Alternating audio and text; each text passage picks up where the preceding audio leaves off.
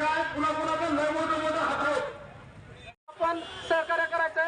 आपण हाय तिथं जागेवर खाली बसून घ्या। संकेतला आपण 100% न्याय देऊ।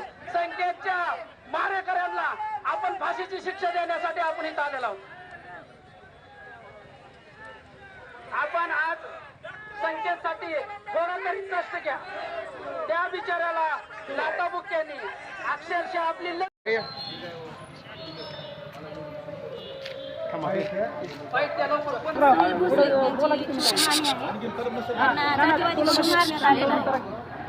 ज्या लोकांनी मारले त्यांना फाशीची शिक्षा दिलीच पाहिजे। आम्हाला न्याय भेटलाच पाहिजे।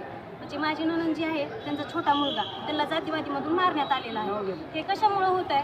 मग सरकार हे झोपी काढतंय का?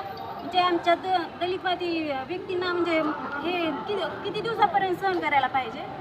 त्यांना आम्हाला न्याय भेटलाच पाहिजे। आणि जे आरोपी पकडलेत आणि नाही पकडलेत त्यांना पकडा आणि त्यांना फाशीची शिक्षा द्या।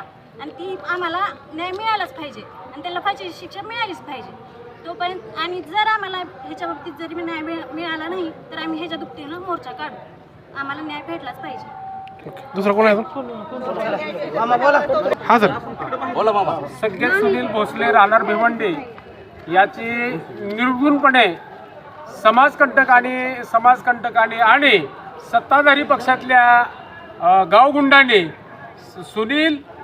संकेत सुनील भोसलेची हत्या केलेली आहे। ती 14 तारखेला त्याला अमानुषपणे मारहाण झालेली आहे आणि त्या अमानुषपणे मारहाणीमध्ये त्याचं 21 तारखेला त्याचं निधन झालेलं आहे। आणि जे त्यातले काही सत्ताधारी पक्षातले जे काही आरोपी आहेत ते त्याच्यावरती पडदा टाकून त्याला वाचविण्याचा प्रयत्न करतात। तरी त्यांना पकडून त्यांना फाशीची शिक्षा झाली पाहिजे असं आमचं मत आहे। आणि हे जर नाही झालं तरी आम्हाला आणखीन उग्र रूप धारण करावं लागेल ही आमची।